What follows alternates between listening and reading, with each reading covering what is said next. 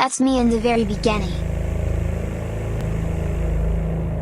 Now I am a baby and getting zoomed from my mom to my birthday. I don't remember a lot about my younger life, but I remember it was fun and I felt so safe. My mom and dad always happy.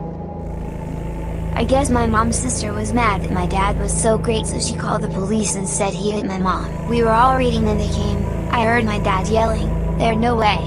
My mom was crying loudly. Some lady took us away. The court said my parents abused and neglected us. They only loved us. The caseworker lied. I never saw my parents again. I'm still hoping one day they come. I am a victim of CPS and so are my parents. We need to find justice in all of this madness for all of us that are being abused. It's not fair. Every kid I know has a mom and dad. I know they miss me. I bet they fight every day for me to come home. Don't get caught like us. Know your rights.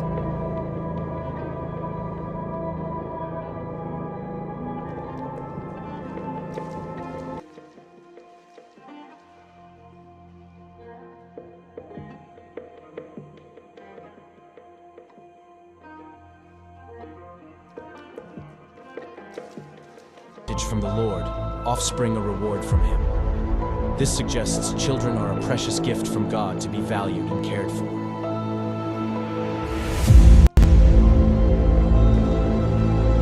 In the United States, a child a minute is taken into DHS, CPS, and so on custody. The reality is their pics are already selected, you just don't know it. Being perfect no longer matters. It's what the adopting families are looking for.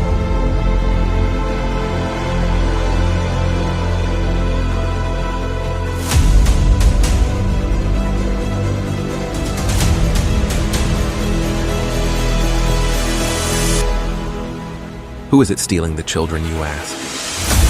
From caseworker to the White House, the buck stops at all levels, just not where it is supposed to be. The services your family needs, we the people have paid for to ensure your reunification.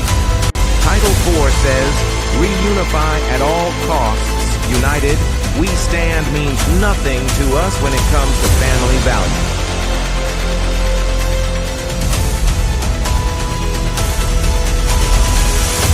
Children are being ripped away from their families.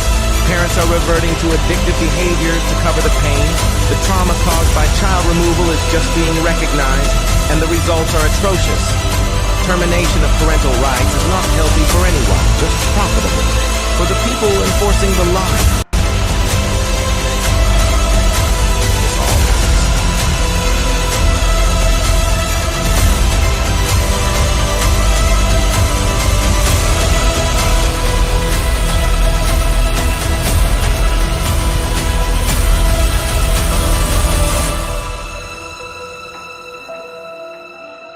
It's time Washington listens to the cries of our children, the wails of their mothers, and the rage growing in the fathers. These are our children. Keep your damn hands off them. We are coming to act on the behalf of the children God gave us to protect, and you kidnapped.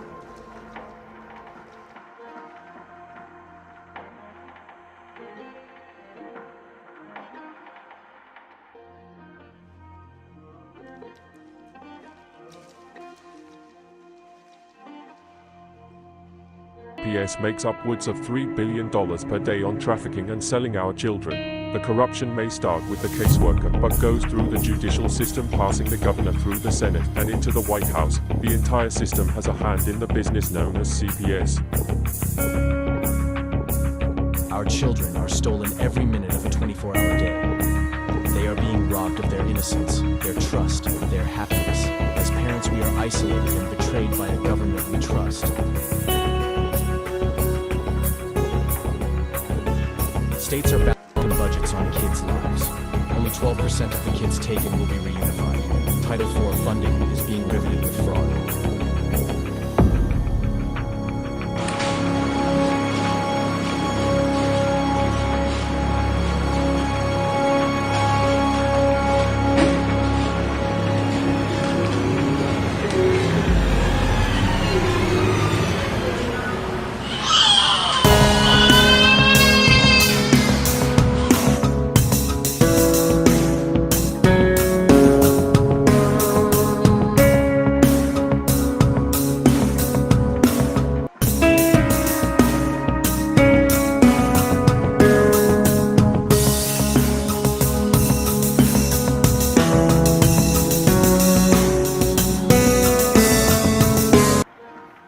Good evening, everybody. Friday night here at CPS Victims Hunting for Justice. I am your host, the CPS Punisher, and this is our show. We are here live on Friday evening, last one of the week, guys, so let's make this a good one.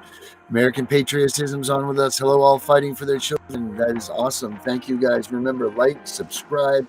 Please help us out. Get this out here for people to learn how to be educated when Child Protective Services is knocking at their doors. It's a very important thing.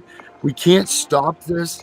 Once you've already been introduced to Child Protective Services and they've already been brought into your home, a lot of times it's already too late to step away from what they're trying to do to you. Like, they've already gotten you into a contract, they've already gotten you into this. So spreading little bits and tidbits of information to people is what we're aiming to do, and also show the size of the force that we can be as a movement.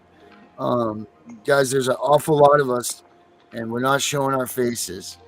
Speaking of showing faces, I got Melissa and we got Herbert here with us tonight. Our guest is out, so if any of you want to contact us and hop in, that would be great. Make sure that you guys use this chat right here off to the side. Use it if you have questions or things that you guys want to talk about. Anything that you guys need to know, want to know that we can give you information on. It's here. These boards are empty, so let's light them up, guys. So guys, what's going on? Anything new in the world of CPS for either one of you? Not new in the world of CPS, but new in judicial corruption. Oh, okay. Big words. What you got, Melissa?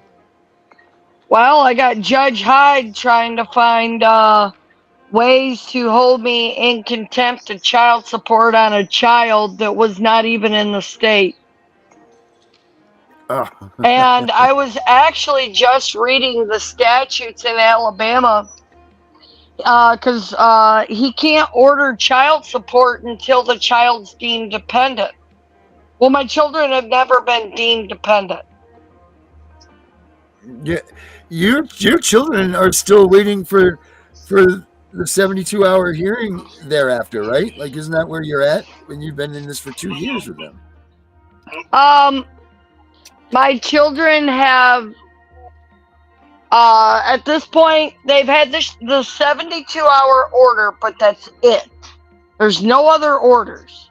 And by the Supreme Court, 72 hours only good for 6 months. After that, it's null and void. The remedy is children must be returned home. But it does not say exactly who is supposed to remedy that. It doesn't say the trial court must meet this remedy. It just says that's the remedy. Therefore, everyone's like playing stupid about it. And now with the fact that we're past the 1 year mark, the permanency hearing, I found a Supreme Court case on that one that said, even if it is contrary to the best interest of the children must be returned. Actually, I think that was one of the ones you found here in Alabama. Yeah. I mean, how long are they going to let? How long do they let these kids just wait in limbo for them to get their crap together? Well, it's not and right, now, it's not fair. Now they're trying to dismiss the constitutional challenge. So I'm going down on Monday, back down to the courthouse, and I got to fill out some kind of extra paper. And I don't know. Right now, we're on an open-end continuation with no further court dates. What the hell? So how can that even be possible? Like, how does that? Literally, the last order says, motion to continue filed by DHR is hereby granted. That's it. That's all it said. So that's just, now they can just at their leisure rule on your rule on whenever they feel like it. So we'll get back to you. So your kids can just sit and wait and want to come home to mommy and daddy, and they won't be, because this judge just said, well, nope. Let's we'll just put this in the back burner until we feel like we want to deal with this. That's it. So that's fair to you. That's fair to your kids. Well, and Junior's really suffering right now. I mean, he's getting very clingy at the visits, and he's very upset when it's time to leave, even more so than normal. And I've heard that Hannah used to tell me, the workers that they fired, she used to tell me how he was doing in school and what was going on with him. And she told me they was getting ready to kick him out of, he's in pre-K, kindergarten type class. And they're getting ready to throw him out of the school because he's hitting and acting out and stuff. Right, and these at the things weren't visits, before he went there, right? Oh no, he was hell. The only time you seen him upset is when the rooster got after him. That's the only time I ever heard that kid cry here, is when he went running screaming from the rooster. Needless to say, I don't have a rooster anymore. Yeah. And okay, but that's, that rooster was probably that was probably you were doing something wrong to have your kid around, roosters is dangerous, it's just, this is just, I mean, that's just it. At the last hearing, they said that I properly supervised. They said that I was financially fit. They had no arguments with my ability to supervise. The only thing they argued, and I have it in the transcript, the only thing that they argued is that how was it? She said it. She says, well, we're asking for the court to not return the child due to the fact that we have met the 1-year statute for permanency that dictates that we do not have to return the child. That's it.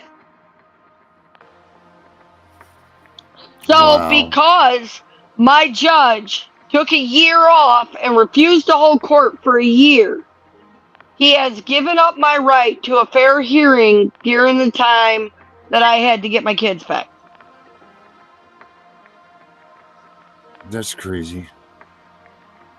I just can't believe that there's nobody there that's trying to even remotely help you. Like, there's no one there that's trying to, no senators, no nothing, trying to hell, the wrong.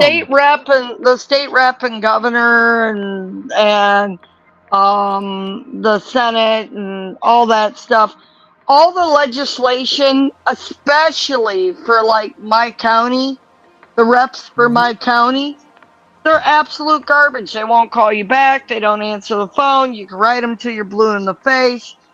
I reach out to one of the federal level, and his secretary made a lot of calls and tried to get people to call us back, and even that fell on deaf ears. And the governor's office used to answer the phone and, oh yeah, we'll help you investigate, we'll this, we'll that. And then they looked and figured out it was an attorney. The judge was someone that they directly appointed, and all of a sudden they disappeared too. So at this point, the attorney, Yancey, what he wants to do is we're just going to take the argument of conspiracy to the federal court. I mean, we're going to the U.S. District Court. We'll hopefully file before the second week of May.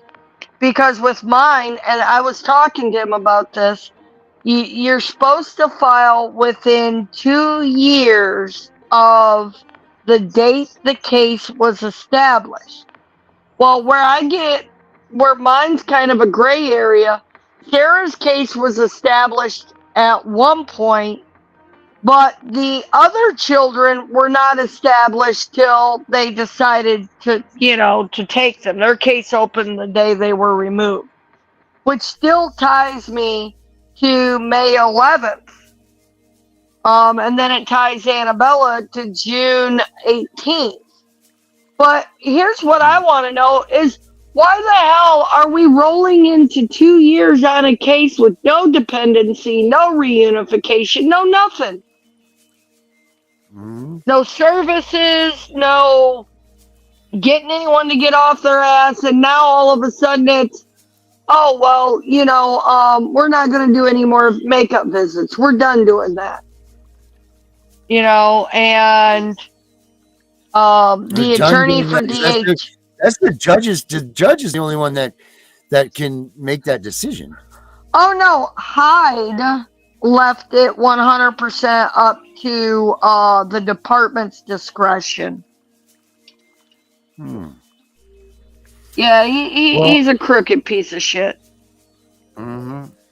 They are all showing their true colors now, and it's like the thing that sucks is that like this P. Diddy stuff and all this stuff that's taken over this is really shadowing this in the wrong places. You know what I mean? Like it's not doing where doing is right. It's not showing the light on the fact that this is something plaguing the country. It just looks like a corrupt ass rap star. Mm-hmm. Corrupt ass singer being taken down. That's it. Nothing major. No big deal. When the fact is, it's a freaking huge deal. I found this video here that it's since we don't have our guest tonight, this is a little bit showing let's showing the corruption side of things here. It's a pretty good put together. It's well put together.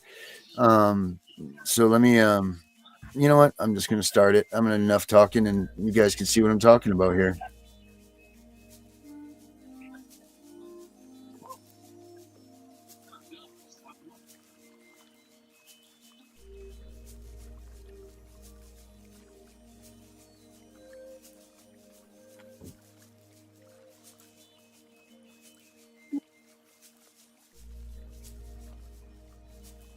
Information.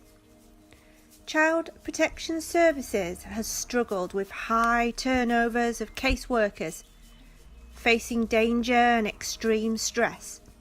In some cases, lying or falsifying records in an attempt to keep up with overwhelming workloads.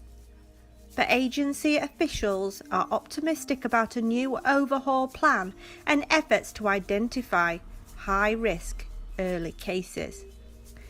CPS officials are rare, but they have nowhere to track them. Wrongdoing can stem from intense pressure to close cases quickly. CPS discipline for misconduct can be inconsistent. When Child Protection Services received a complaint that a Harris County father had choked his teenage daughter, caseworker Michelle Robinson hurried to the house, conducted a thorough investigation but determined there was no merit to the allegations and closed the case. Except she didn't. In October, a Harris County jury convicted her for falsifying CPS records, concluding that she'd lied. She'd said she'd interviewed key sources in the case, that she'd left the young girl in danger, and Robinson was sentenced to a year of probation and ordered to pay a $300 fine. It wasn't an isolated case, and since 2009, at least 50 CPS workers have been caught lying to prosecutors, ignoring court orders, sounds familiar, right? falsifying state None of you guys out there have ever had this done, right? law enforcement investigations. Right. According to an American Statesman review of state and court documents, at least 4 former CPS employees are currently facing criminal charges for their alleged misconduct. State officials insist that these cases are rare. The employees accused of misconduct, found Statesman, represent a fraction of the 3,400 investigators and foster care workers in their agency, but the agency cannot definitively say how often it happens, since it does not comprehensively track the number of people who are fired for such offences. It also doesn't count. No, here the they number just of fire you when they don't CPS want you to employees testify. who were punished Right. but right. not fired for such misconduct, because the information is stored only in employees' personal files. Officials do have some sense of scope of the problem, because they receive reports of violations that have been confirmed by the Health and Human Service Commission's Office or Inspector General, the Commission's in-house watchdog. But those numbers don't include misconduct that CPS handles internally. No. Through a series of They just open get record promoted and move requests, on, right? the American Statesman identified numerous That's what happened to employees the accused of director wrongdoing from by our CPS, office. or the She got caught referred falsifying to documents. They just moved her enforcement to another agencies. county. The majority of those referrals were for lying on government documents to cover up sloppy casework, with caseworkers often saying they had visited children they had not. In Yep. other cases, employees failed to cooperate with law enforcement, lied on their travel reimbursement forms, or refused to comply with the judge's orders. Although the commissioner states But they don't get in trouble for this. that caseworkers one lying gets in trouble is for not that. acceptable, yet consequences No. doled out by the CPS are inconsistent. Some employees have been fired, but others were not punished at all. Additionally, some supervisors who meted out discipline to troubled workers were later accused of their own misconduct, with some child welfare advocates said attributes to poor morale on the front lines. Former CPS investigator Dimple Patel, now a research associate at the advocacy group Text Protex, says she saw caseworkers falsifying documents a great deal of the time. Once a supervisor actually changed a worker's documentation to state that the worker interviewed the children when they actually did not. She said that the supervisor was caught as the printed documents did not match up with the things changed in our computer database. They both still work for the agency. While each case is different, one clear theme emerges in the personnel and investigation records. An unmanageable workload and intense pressure to close cases compels workers to cut corners. In 2009, Child Protection Services had to publicly record every abuse and neglect related to death in late, but those reports have not been thoroughly analysed to help identify patterns to further future deaths until now. Caseworkers obviously don't enter the profession with the intent to lie, but the safety of children, the justice of children, pressure Can to I close say these bullshit to that? investigations They come do hell or enter high the lie. water has plagued caseworkers for years and can Yeah, lead I'll to second that one. wrongdoing. I'm sure everybody I else think will be out that here doing pressure it too. has also directly resulted in sloppy casework and finding any excuse by caseworkers to close the cases. And apparently once falsification of record begins, it tends to become a pattern. The only way to cover up a lie is with another lie. The consequences can be devastating. Yeah, we're the In ones that suffer, right? 2013, in April, Yeah, but an this infant was video seriously injured says by that his parents they're after a wrongfully CPS closing. They're wrongfully investigator closing. failed to No, check they're out not. a neglect allegation. They hardly When ever CPS close, investigators even when they should. and lie Right, about like it in your their situation. reports, not only are they breaking the law, but they are putting the children they are supposed to protect in danger. Allegations of wrongdoing come to the agency in a number of ways. Officials can receive complaints from prosecutors, defence attorneys, teachers or parents. Yeah, okay. CPS supervisors also have discovered misdeeds through mistakes in travel reimbursement forms, which raised questions about whether caseworkers actually saw the children. Ooh, the worker So stole when an the extra agency 50 scrutinises cents. the allegations, it also sends complaints to the Office of Inspector General, which launches its own investigation. If Just take evidence it out of the potential promotion they criminal got for wrongdoing stealing is the kid. discovered, the case is referred to the local district attorney's office. But some regional offices have been accused of misdeeds multiple times. In Smith County, which includes Tyler, Sir Tiffany Wickle has reported at least 6 employees for wrongdoing in the past 2 years alone. In one case, 3 workers were accused of forging a signature on a removal affidavit. Oh, so to we the can court we can because forge the signatures investigator now. said Perfect. she was out of the office when it was due. The investigator quit and the 2 employees were only disciplined. In another case, 3 CPS workers were accused of obstructing a criminal investigation into the 2012 death of Tamarin Kaloprek, who was starved to death for days after a CPS caseworker closed the case without even visiting the child. In that situation, former CPS Regional Director Bitt Whitaker signed off on disciplinary action against a supervisor accused of subpar work involving the child. Whitaker, however, was later accused of wrongdoing in the same case.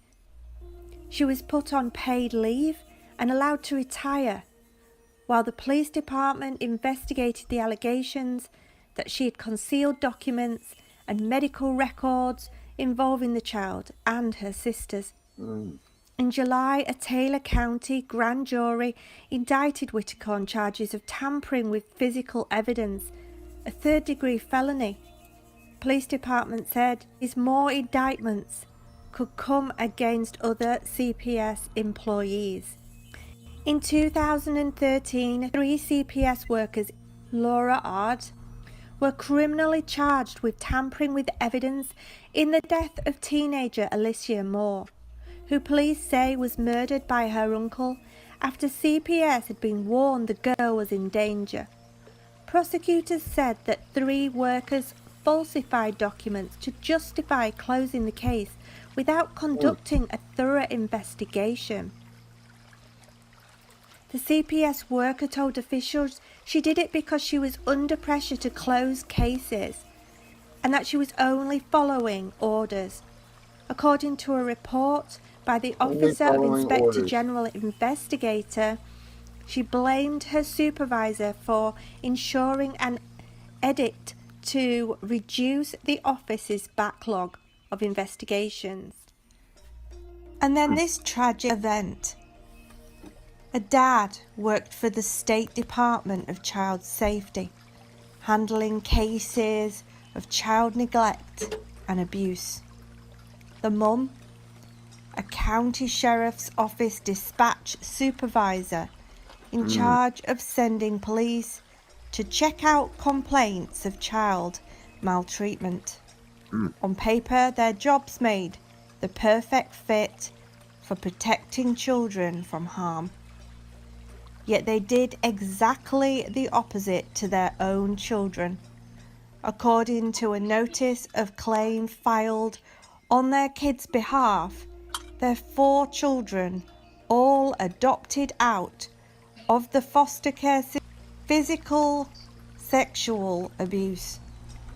According to the legal claim filed with the State Department, that abuse was covered up by the DCS and the County Sheriff's Office. Immense delight in demonstrating to the children the power they both yielded as governmental agents, being able to abuse and torture their children with absolutely no repercussions. The claim details those horrors forcing the children to stand naked in front of each other to drink dirty water from the chicken coop Ugh. and the family's dog water bowl, to use the cat litter tray instead of the toilet. The children were made to wear prison uniforms, bound with zip ties and forced to perform sexual acts on each other. In other instances, the parents gave the children a gun and dared them to shoot themselves. One of the children, now 19, said he deliberately tried to get arrested and put in jail where he felt he would be safer. If jail was safer than home, it's not a home. The Campbells were arrested after video footage of abuses that took place in their Hereford home in southeastern Arizona was discovered. Their parental rights $16 million in damages from the DCS and the county sheriff's office for allegedly knowing of the problems at the Campbell household but continually and systemically refusing to intervene. Neither the state or county replied to a request for comment on the notice of claim, which was filed in late August, which notices give government agencies an opportunity to settle a dispute before it proceeds to a lawsuit. In the notice, the children's attorneys say the DCS received more than Darren. a dozen reports Hey, to what? the state's children's Is it abuse just me, or hotline does of the problems foreign at the accent family try home to on numerous play occasions. down The sheriff's the deputies act? out of hand The crimes that or they, not Yeah, these taken it's people, being seriously. read like a For basic example, after the story. Campbell's daughter You know, in a lifeless 2012 almost like story. it's, told a friend at school yeah, that her it's mother almost had like it's, punched her in the it's face. like, oh, School's too bad officials Oh, that hey, called Samantha's the here with DCS. us.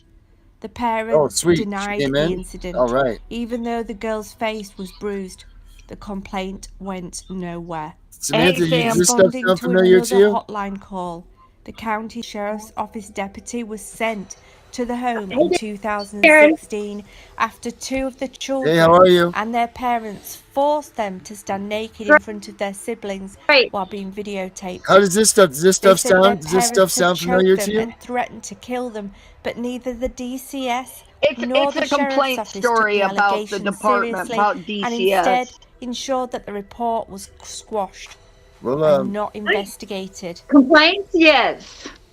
The Campbells Yes. claimed their children had behavioural problems, prompting the repeat calls to police and the DCS. The parents, at first foster and then adopted parents, qualified for $700 monthly payments per child from the DCS to address the children's mental orders, which the notice of claim alleges were due to the parents' abuse. The Campbells' now adult son told the Republic he despaired of ever getting anyone to take a hard look at what was happening at the home. Given his parents' positions, no one believed the kids. His repeated calls to the DCS didn't change anything, he said. You wouldn't believe your co-worker would do despicable things. You see them every day, explaining why he believes the DCS officials sided with the father. The people who took the 911 calls said they knew his mum, who had been to her house for parties. Mum threatened to kill us a few times, the son said. But Monica said she would bury us in the desert and no one would come and look for us or would feed us to the pigs. Having grown up on a farm, the son said he saw what happened when dead animals were thrown to a pig pen. They don't even leave bones, he said. Although the youth is now legally an adult, the Republic is not naming him because he is a suspected victim of child abuse. I lost faith in the police. I lost faith in the system, he said. That's not a good thing. In 2018, the youth said the father punched him in the face, pinned him to the floor, and shocked him repeatedly with a taser while the family watched. He said it was meant to signal to the other children what would happen if they rebuffed their parents' control. When he threatened to kill himself, his father called sheriff's deputies. The responding officer arrested the parents, but according to the complaint, the situation turned on its head when the arrests were dismissed and the youth, not his parents, was arrested for assault. The deputy who initially arrested the parents was asked to resign. The complaint states the office issued a search warrant for footage of the taser incident from the family's video camera system. It was missing, but the former deputy had made a copy of the videotape on his personal cell phone, providing evidence that led to Monica and Brian Campbell's arrest.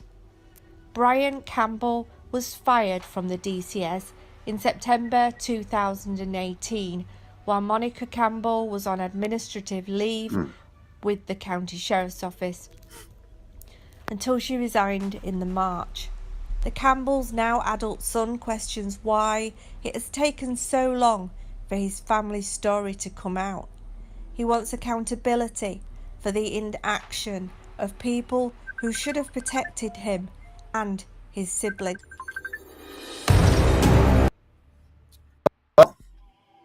There, so that was a great little piece of information for everybody. Whew. I mean, that's just the way it is, right? That's just the way that Child Protective Services is. They don't give help to the people that need help. They're all just as guilty of doing these bad things as everybody else. Well, I mean, they're worse. Yeah, right. They are in it 100%, and it's crazy. Samantha, how you doing? Well,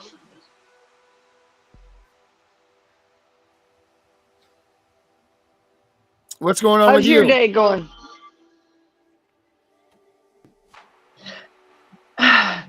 Nothing. It's a Friday night. Right. I have no life. I'm always ready on now because I'm gonna file an appeal to, against CPS. I guess it's always something productive. Mm-hmm. Are you having any Now they breaks? haven't been adopted yet, have they? My young two have, but I have 3 in foster care who I feel that I'm blessed for, very, very much so. So I'm going to be filing motions for that. How long ago were they adopted? Here, adopted recently, like less than 6 months, but I have 3 in foster care here in Florida that have not been adopted, as far as I know, and there was no plan. So, have you thought about petitioning to adopt them yourself? Because Florida's got some laws about, you know, what they argue about change the situation and the ability to readopt your own kids. I have never heard of readoption. My daughter will be 13. Yeah, and even Maine has that too. Yeah, Maine has it too. It's called readoption. It's not reinstating my rights. Yeah, it's adoption. Okay. Yeah, Okay. it's like they don't give you your rights back. They don't like to reestablish you know, that they screwed up. So what they do is they turn around and they say, instead of saying they screwed up, they turn around and say, oh, well, your situation's got better. Okay. And funding's part of Huh? Probably.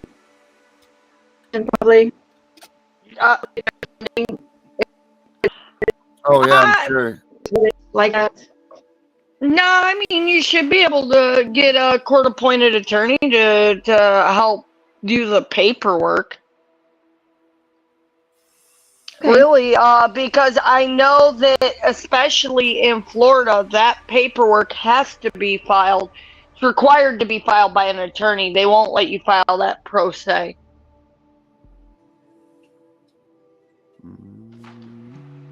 How long ago was the onset of your case? Like, how old is the whole case? Oh, did we lose her?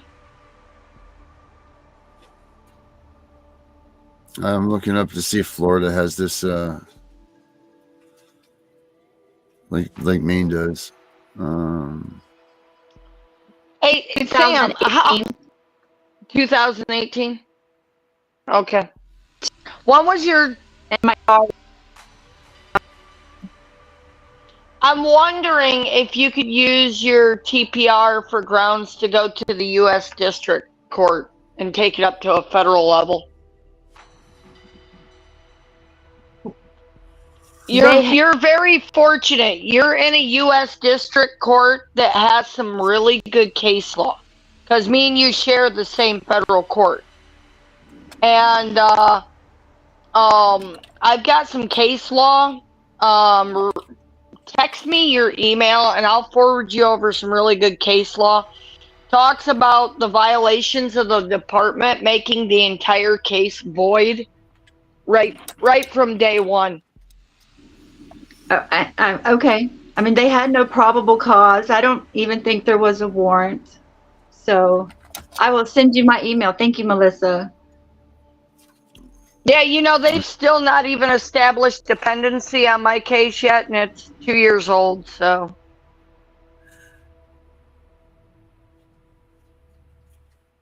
All right, so Judges are. Go ahead. it says here, there are some circumstances where the adoption can be reversed, such as if the birth mother can prove fraud or duress in the adoption process. It also says the parent can petition the court to reinstate their rights if the child has not been permanently placed within a certain time frame. And I'm looking. Yeah, it's usually within 1 to 2 years, as long as they're still in the system. And if they're 13, that the child can go home. I mean, I know it's not that easy, but. Yeah, no, you have to... Oh, lost her again. I know she's in such a bad signal area.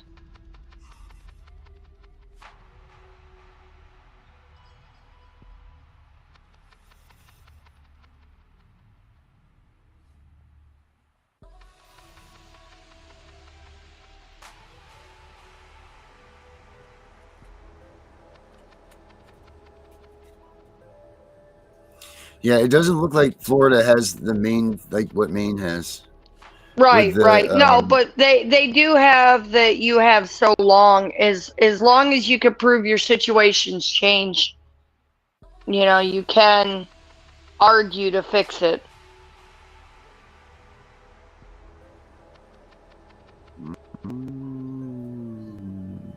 Yeah, and I know in your case, Sam, you had a bunch of like crazy, they were lying their ass off on you.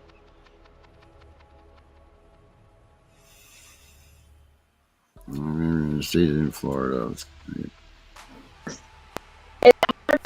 It's hard to go back into the courtroom, you know, just the thought of it there, and they're horrible to parents, CPS and dependency court, and so it's very hard to even think about going back and like signing up for it. But I mean, my kids are worth it, but it's not easy. It is not easy to even think about. Right. Yeah. Right. Yeah. No. And especially the I know the judges you got to go in front of, and they're so heartless. You know, if it was one of them in the position that you're in, they'd be begging and crying and groveling, but they sit up there in that black robe and they look down at you as if you were last week's trash. And it's so demeaning, and it's not fair because they hear what they want and they don't hear the whole story. Yes. People find it hard to believe that evidence is not required, and I reassure them that evidence is not required, and it's hard for people to understand that. But even when evidence is required, they make it up. Yeah. Yes. Yeah.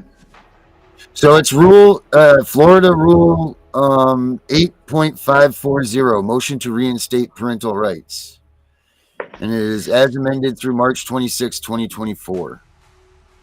I mean, it's a process, but there's, I mean, if your kids are still in foster care, there's definitely a chance that you can fight your way to get them back.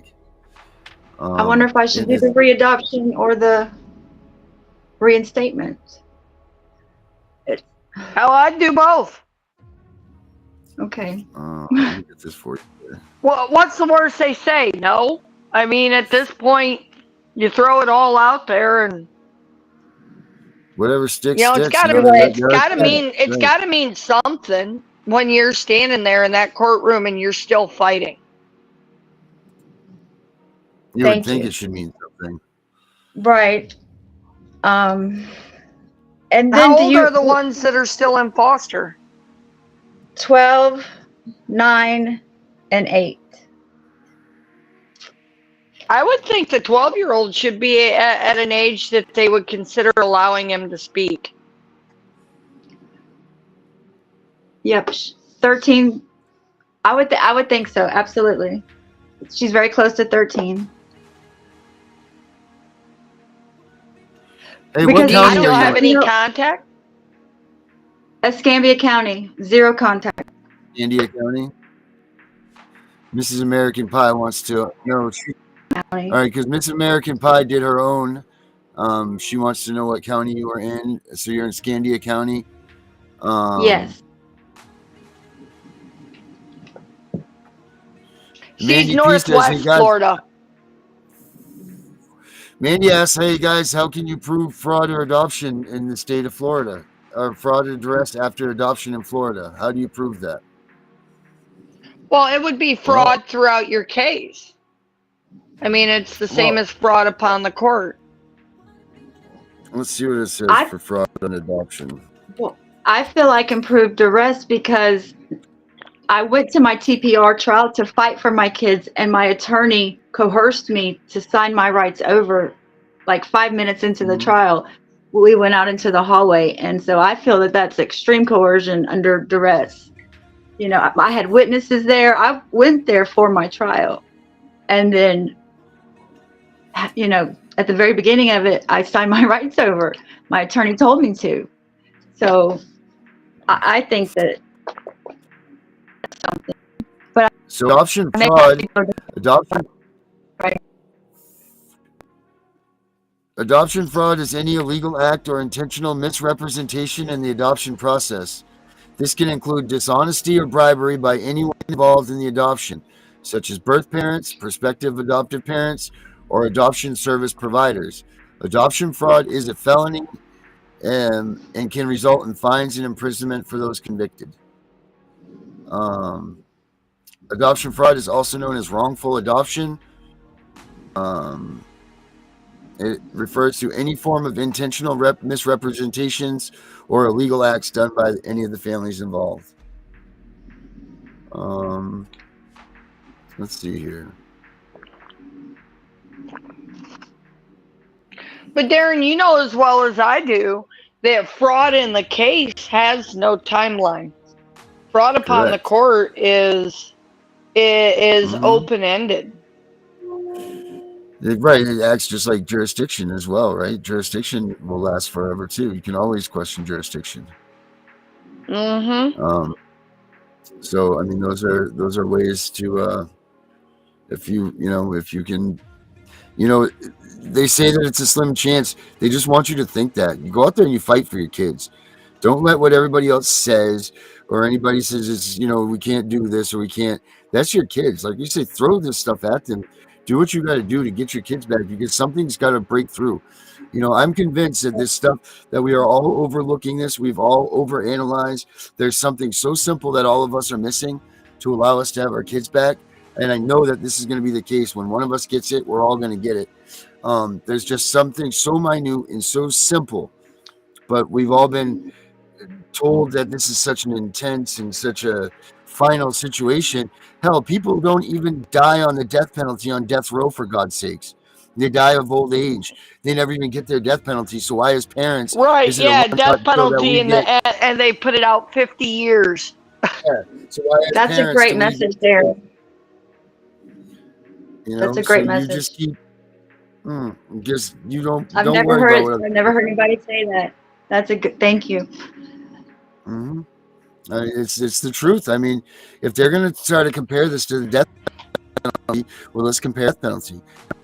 How many people on death row sit rot in jail, never seen the electric chair? So why, as parents, do we have to accept the fact that, oh, whoops, they took our kid, we were terminated, and they adopted it? No, we don't. Because there's going to be a judge, there's going to be a court, there's going to be someone somewhere that's going to say that this is wrong, or like I said, there's something so simple that we're all missing it and we're all overanalyzing it. I And think it's getting up to the higher court, getting out to the federal court, to where the Constitution still applies and law still applies. Because these trial well, judges are paid by the department to supervise the department's case. The longer right. the case goes on, the more money the judge makes. In my little ass county, there's 32 cases in the district court this year so far. I know because that paperwork of suit that I just received in the mail was 00032 civil .01. So literally, it's 32nd civil case this year. You know, There is so a he likes making money off the kids. right. There is a 3-year statute of limitations on the negligence and fraud in an adoption. So you have 3 years after your child's been adopted to still go after them for fraud on the agencies. So there you go, people. Take that information and run with it. My two young, thank you. My two younger kids, though, that have been adopted, I don't know if I'm what's best for. I didn't raise them like I did. It really is about what's best for the kids. I mean, of course I want them. They're mine, but they were, so I just don't know. I don't know if I'm what's best for them. They're together, my youngest two, and they're with a good family. And so that's very hard. Sam, and on that note, I feel you, and I agree with you on that, because I have 2 children that my rights were terminated to, and they were adopted. But they were adopted at a year and 2 years of age. And I've found enough fraud in that case that I could go back in and I could turn that whole case upside down. And they're 12 and 13. And if I did that, I would destroy everything those kids are. And it's not in the best interest. Exactly. I feel so like that's you really lost have to do what your heart says. And worry about what's in the best interest of the child. You can always look to find them later, especially if you know they're with a good family. Yes. Although it don't make missing them any easier. No, and they should still be having contact with their siblings. They act like that's a big deal and they uphold that, but they don't. CPS does not. So I want to be a part of their life right now, yesterday. I don't want to just find them one day. I want to be a part of their life. If I would, that's what I hope for.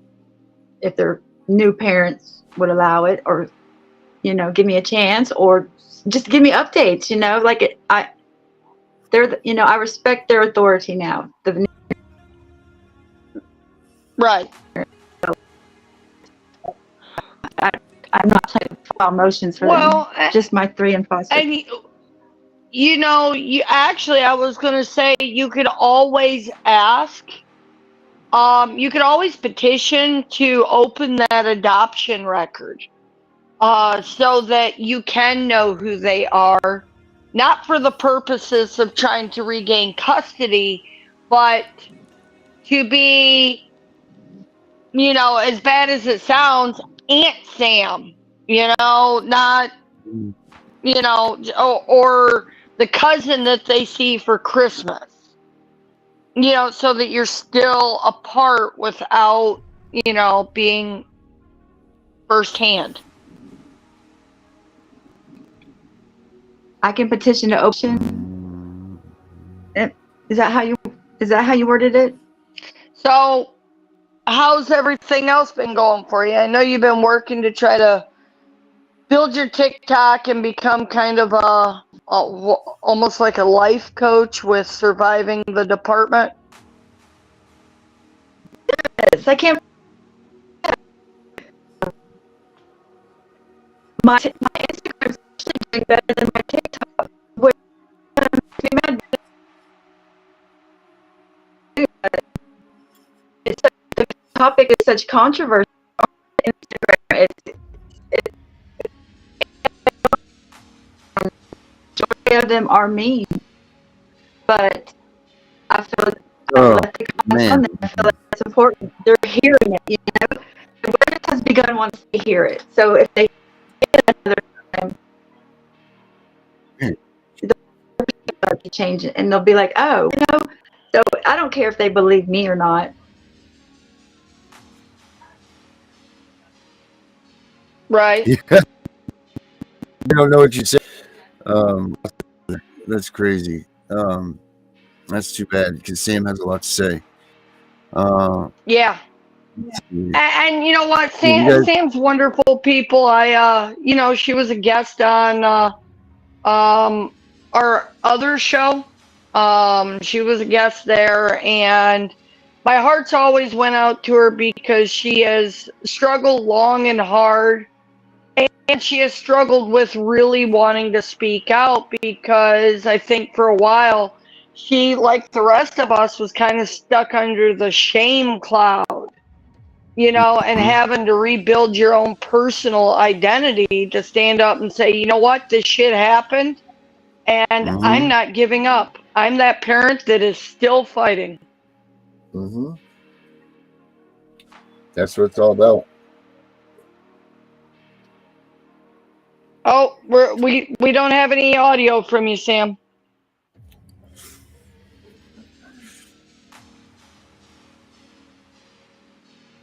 Sam must have a hurricane down there or something. There she is. Hey, Sam, what's your TikTok? Her audio's dropped out. Yeah, this is a bummer.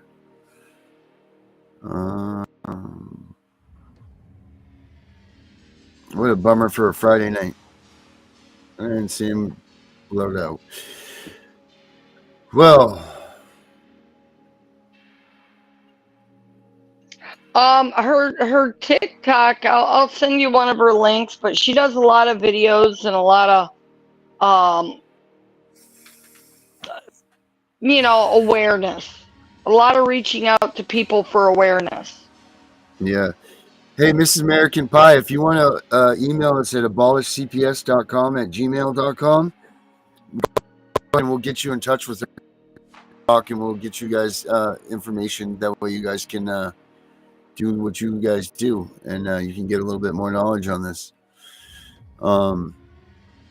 Let's see what else we got here. Miss American. It's really a quiet Friday night. But everybody, Well, I mean, thank you it could for be being worse. with us. It could be crazy. This is true. Hey, if you guys are new to this, please like and subscribe. You know, do all those things that Facebook asks, that we, or YouTube asks. That way we can spread the word. The more you guys like, subscribe, and leave these nice comments that you're putting up here, the more people hear about us. So that all helps. We also have a support the stream right here. Show you this right here. What right state is that young lady in? Which one, Herbert? The one that we just lost. Florida. Samantha's an hour from me. She's right down in Florida. Oh, she's in Florida. Okay. Yeah, they're having some storms down there, I think. No, there ain't no storms over here. Not in Florida? There ain't no storms here. She's an hour from me. There's no storms where she's at. No, Okay. you Yeah, could be across the I'm right railroad on the track up Florida here. line. You Man, could be. I have There's a storms railroad over. track a mile down the street from me, and it could be a blizzard like no tomorrow there, and it'll be sun right here, and it's only a mile away because of the different Yeah, Gulf no, Stream pattern. she's out at an event and she's kind of under some low signal. Yeah. Because her signal bar was running pretty weak. But yeah, no, she's only about an hour from me. Actually, I was probably 2 minutes from her house earlier today. Well, you should have stopped in and said hello to her.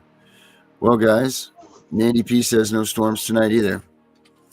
Well, there's no storms brewing, so that's good.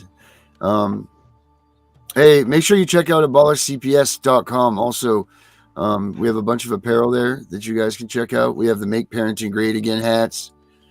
We've got the abolishcps.com wear with the official CPS Punisher sweatshirt. And we got the Keep Your Kids Safe t-shirts that say property of my mom and dad. If you are in a CPS investigation, make sure your kids are wearing these. That way we know that you know that they know that you guys are watching what they're up to. But Hey, Darren, hey, did you want me to try to see if Samantha wants to come on next week? That way yeah, she that could would be be in a great. spot with better signal. Yeah, let's do that. That would be good. Okay. Under her own guidance, that'd be good. But hey, we're at a wrap time, guys. That's our Friday night. Herbert, what do you got to say before the weekend, buddy? Oh, nothing except for stay safe. And it's very interesting listening to a young lady's story. I feel really bad she can't get to see her kids. And Melissa, the idea of her going in like a relative sounds great, but won't that be pressure on her, knowing she's really not, and she's a natural biological parent? One, I'm adopted. Okay, my father is actually through adoption. He's my brother, and I accept him as that. He is my brother. He is not my father. He is not my mother. He is not who raised me. I have a daughter that was part of an open adoption, and I know her very well. And I'm like Aunt Melissa. You know, I'm not a parent to her, but her and her sister, my daughter Sarah, they hang out all the time. So really, it depends on the situation. And, you know, in everyone's families nowadays, you have the stray family member that's around on a major holiday here and there, a birthday, and you don't really know much about them. And the matter as to what she can handle. And I think if she's comfortable being in that spot, she already recognizes that her rights was terminated while the children were both so young that interfering could possibly, you know, jeopardize their mental well-being. So if she's big enough to understand that and she still wants to try to communicate with them, then she knows the responsibility she's taking. And it's a rough spot to be in, but I applaud anyone that's willing to put the right of their children before their own right, because we know the department damn sure don't. Okay. The other thing I want to ask about is people spitting in the cup. I'm talking about like ancestry. You see, because if the parent spits in a cup, and when that child becomes of age spits in a cup, they will find each other, regardless of what side of the United States they live. Not necessarily. You know, that DNA testing crap yeah, you find out a little bit here and there. But my niece did the DNA thing, and her first cousin, like true first cousin, strong lineage, also did the test. You know, it didn't even pop up that they were related, but it gave her the name of someone who was in another country who's like her 16th cousin 20 times removed. No, I'm not talking about that far. I know, Melissa, you're right. You're 100% correct. You're looking at second, third. You have to stay close. The numbers got to be. You don't get to pick who they decide's your family. They send you a list like, here, this person's your cousin. Here, this is your new link. Yeah, but they tell you how far apart you are. They'll say you like the first, second, third, fourth. That's what they'll say. But Herbert, if they don't say your kid's related to you, then you can't say, well, find this person. I'll talk more about it when we go in the after show. Hey, Mandy asked this. What about doing a shared parenting? So if you like if you were close with the adoptive family or whatever, and you guys could manipulate sharing your parental rights, what about that as an option? Well, I mean, that would be an option as long as the court deems you not a danger first. Because here's a for instance. My daughter Sarah has her child, okay? Her case is closed. They deem her an adult. She can be here in my house all she wants. The second she brings her kid around me because I have an open case, now that makes her neglectful, and she's posing a risk of harm by allowing that kid to be around me. And that's what people don't realize is while their case is open, or sometimes right when their case closes, depending on how you are deemed in the case, they will use that to attack anyone that comes around you. You know, again, that's that horrible stigma. You know, that making everyone look bad. Right. That's it. I mean, so if anyone that is exposed to you is, quote, you're putting them in risk of harm. Right, because they're not keeping them safe away from. Right, failure to protect. Failure to protect. Correct. Thank you for that. And that sucks. You know that if you get substantiated, that stays with you the rest of your life. You are a child abuser, and it's, you know, whether you did it or not, you know, you're on a list, you put out there, and there's really not a lot you can do to get out of that. Heck, I was substantiated because my mother passed away, and they wanted my mom's house out of the will, and everyone started making false reports on me because my mother willed her house to a 2-year-old kid. So whoever had the kid had the house. Yeah, mine says that they couldn't tell you in writing why they came to that decision. There were no words that they could come to.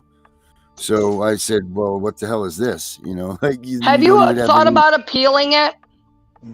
Well, I don't know what the laws on substantiation is in your state, but they're very slim.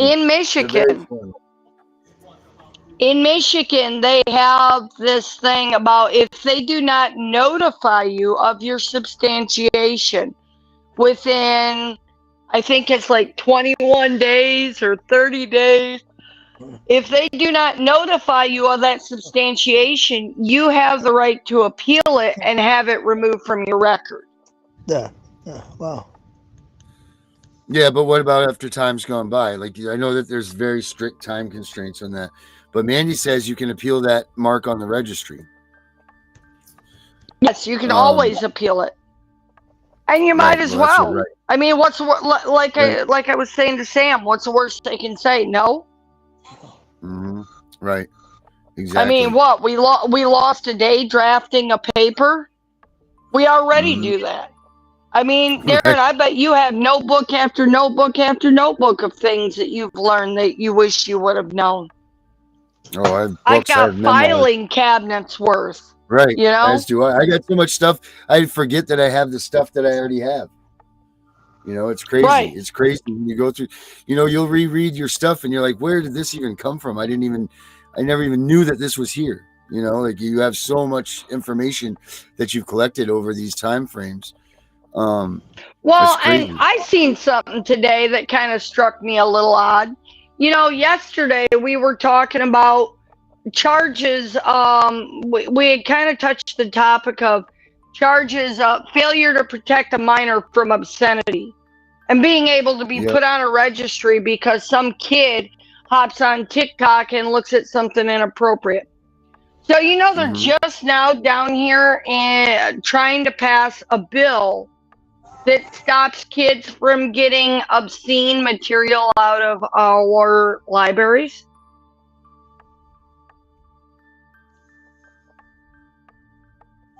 So, does They're this down seem trying to pass odd that what? as a parent, if the kid finds Daddy's magazine in his work truck under his seat, you're a lifetime registered sex offender. But Right. your kid can still currently legally walk into a library and read pornography. And it's okay. You get the National Geographic magazine and look at third world countries running around with no shirts on, and that's okay. Well, no, they said here in Alabama that they're now pushing to pass a bill to make it an offense for children to be able to access obscene material in the libraries. Jesus Christ. I mean, who goes to jail for the kid accessing obscene material? Do they put the parent in jail for that, or are we putting librarians in jail now? That's what's coming down I guess the pipe. it should be the people. You gotta librarian. be careful. It should be the library because the library is an institution, it's a facility, and you're allowing a minor to go in there and look Hey, at does that mean we get to have the mayor arrested? if the mayor is over the library. Yeah, but you got the school partners. I mean, that's a whole nother can of stuff, That whole argument is, because that could go a whole bunch of different ways. Not for today, though. Well, I just think it's crazy that they hold us as people, the citizens, accountable in one direction, but yeah, it's okay for the lady sitting at the library desk to do the same thing. Yeah, the lady at the library desk can do the same thing, and it's not a crime. It's not illegal. It's not immoral. It's perfectly fine. But you as a parent should go after the lady at the library desk. Well, don't you remember a lot of parents started attacking the schools and the libraries for giving the kids inappropriate. I specifically recall a TikTok, and I actually downloaded it. He was a person over the school system, someone real high up in the school board. And he says, a mother came to me telling me about the homework that her daughter, a kindergarten age daughter, I think the daughter was like 8 or 9. So, first, second grade. She had homework that she was supposed to go home and ask her daddy about his erections and his ejaculation. And the mother was beside herself, pissed, and literally went and started attacking the school board over it. Well, smart. And the guy at the school board says, I would never let my own kids do this. How dare we put this kind of stuff in our school systems, because it's absolutely inappropriate. I mean, it's just crazy what our schools are exposing our kids to. Did they terminate the teacher? But it ain't the teacher. It's the curriculum. Did they go after the person that wrote the curriculum? Hell, that was probably, I would say it was probably wrote 100 years ago, but it's probably something that Biden, put in there, or Obama. Okay, but, you start from a low level and you go after the school. Forget the teacher, but you go after the school. You ain't going to get around their immunity. Okay, they're just like going after a judge and going after the attorneys for the department. Don't you remember, Herbert, parents was speaking out against the improper behaviors of the schools, and they sent the FBI to investigate parents as terrorists. Yeah. And they were arresting parents as terrorists. That's because Yeah. they started doing this darn schooling agenda. But I was talking to Richard earlier today. That's my procedure attorney that I deal with a lot. The Richard that I know? I don't know. No. No, not Richard that comes on the show. The Richard No. that comes on the show? I don't know any Richard that comes on the Well, show. This who used to come on? is my Alabama attorney. Okay, You don't okay. know him. Okay.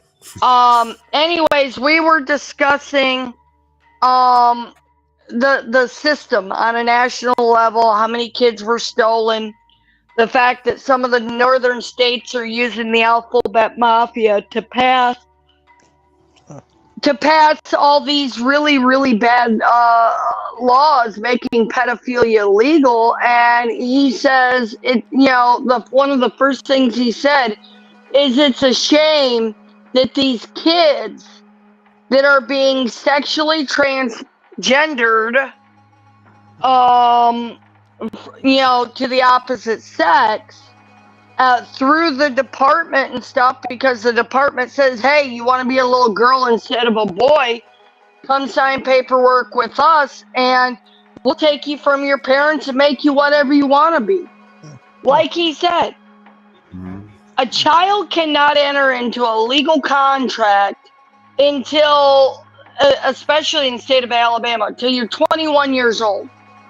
Okay? How the hell can they decide whether they want an innie or an outie at the age of 6? They can't.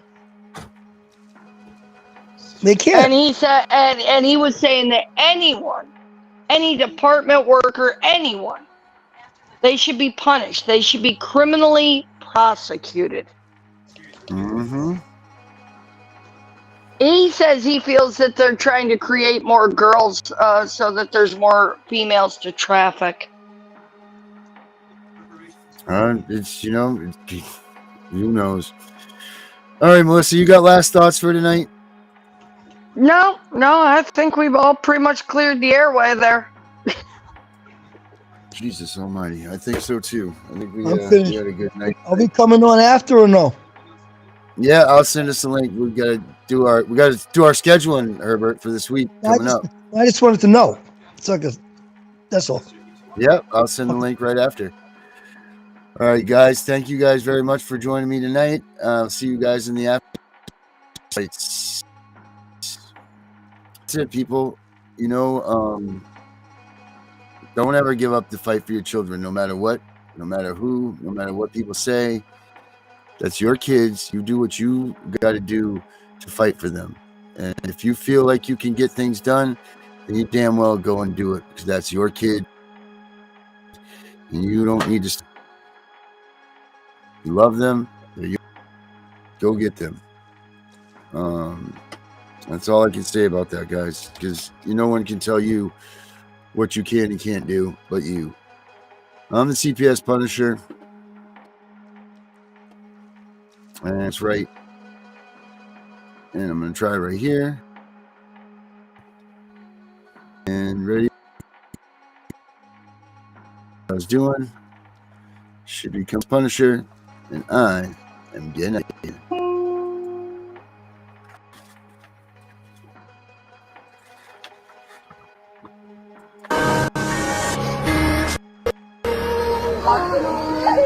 I got you, baby.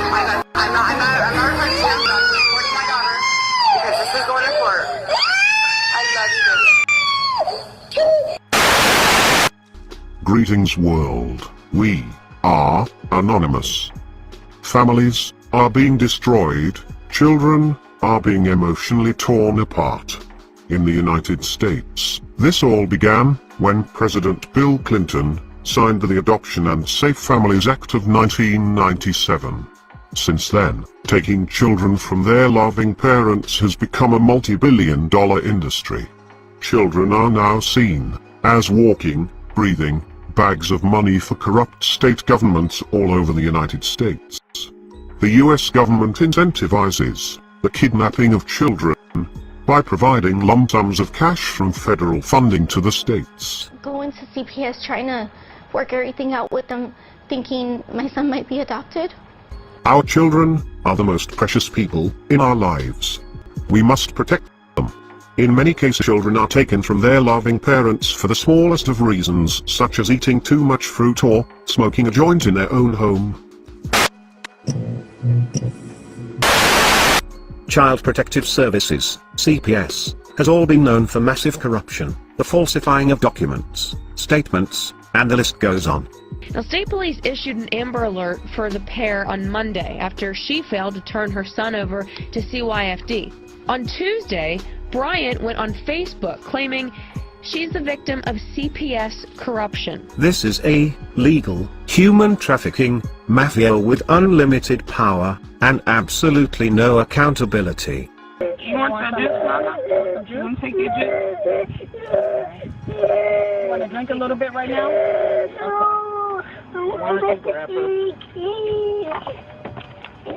Let her out of the comments right now. Okay.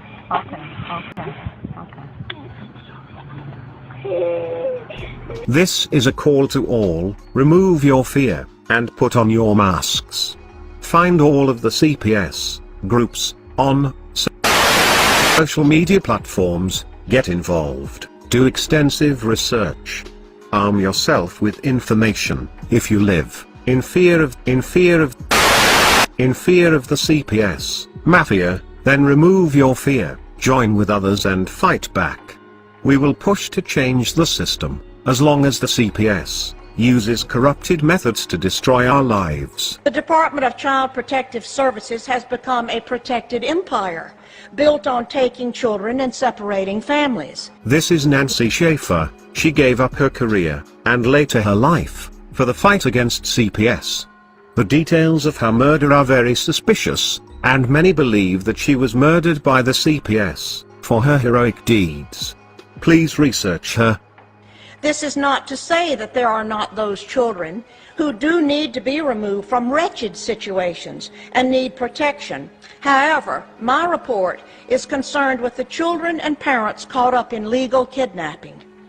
Having worked with probably 300 cases statewide and hundreds across the country, and in nearly every state, I am convinced there is no accountability. There is no accountability. There is no accountability in Child Protective Services. CPS is well known for massive corruption and criminal acts. Assault, burglary, DWI, theft, domestic violence, indecent exposure, prostitution, possession of cocaine and marijuana, and selling alcohol to minors. Crimes have in common, they are just some of the crimes committed by people who work for the Texas Department of Family and Protective Services. That's right, the agency in charge of protecting Texas children. We found more than 370 employees have a criminal background. Some have direct contact with foster kids. David Mendoza pled guilty to assault with bodily injury to a family member and violating a protective order. He's a CPS supervisor in El Paso. Richard Landon was arrested for indecent exposure in 1997, and in 1994 he was arrested for prostitution after soliciting an undercover cop. He also works for the Texas Department of Family and Protective Services. Look at that baby. Look how beautiful. Hundreds of thousands of federal funds, especially they put it on a couple psychotropic drugs, and then they'll adopt it out to somebody. We call all to join together and stop this mafia. Child Protective Services, also known as CPS. CPS custody is one of the most dangerous places for a child. Many children are abused and sometimes even killed. If somebody hurts my son, I'm filing a lawsuit.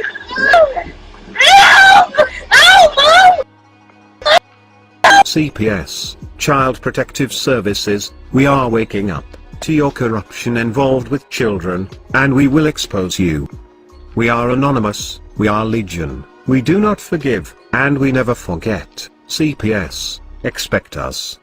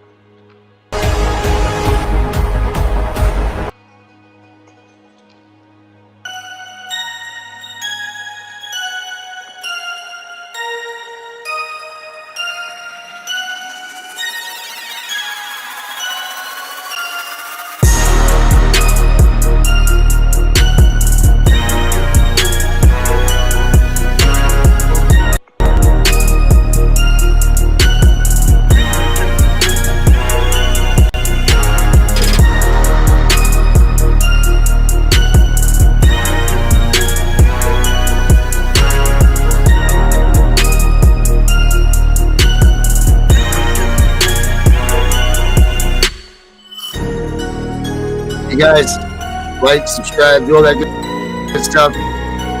Keep your kids away from CPS this weekend. Punisher. On Monday.